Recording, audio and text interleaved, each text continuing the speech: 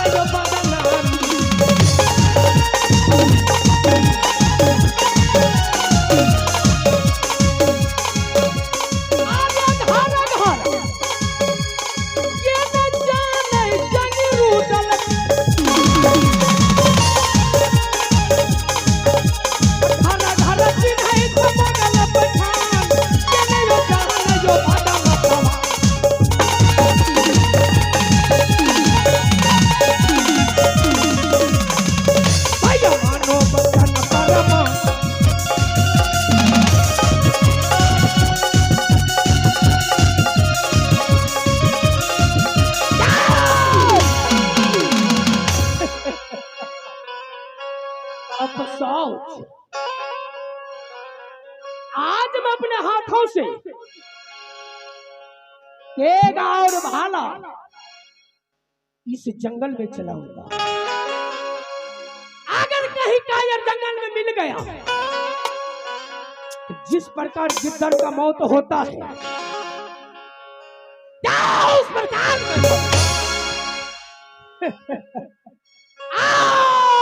उठ गई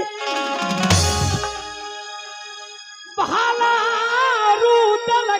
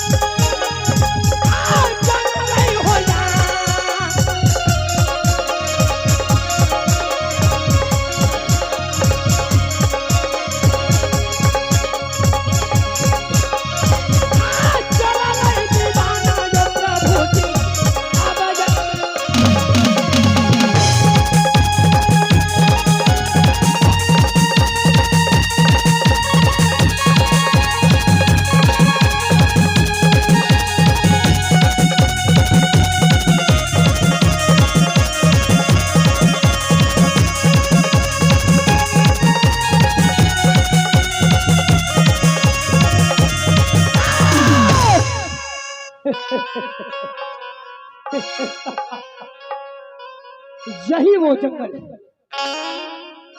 और इसी जंगल में अपना बसेरा डाल देता हूं और पूरब पश्चिम उत्तर दक्षिण नाकाबंदी कर देता हूं। पूरब का शिकार पश्चिम नहीं जाएगा और पश्चिम का शिकार पूरब नहीं और उत्तर का शिकार दक्षिण नहीं और दक्षिण का शिकार उत्तर नहीं। आज मैं यहीं पर अपना तंबू गिराऊंगा। बाबूयो, लोहे में मरना लोहे में जीना, लोहा में नित दिन बढ़िया कर छयो यारा, लेकिन नित दिन नाश्ता का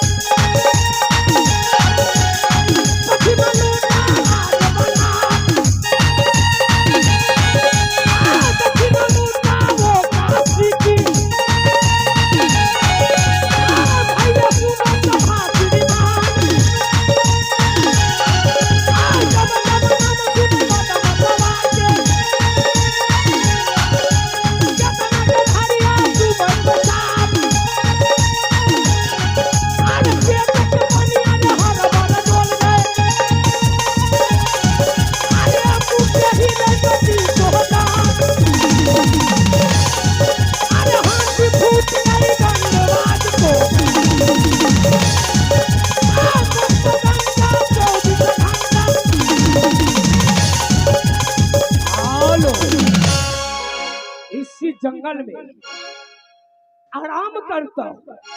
चारों तरफ मैं नाकाबंदी कर चुका हूं और छिप करके मैं देखता हूं कि कौन कुत्ता कमीना इस जंगल में प्रवेश करता है। अब करे छे या रामा रूदल जंगल के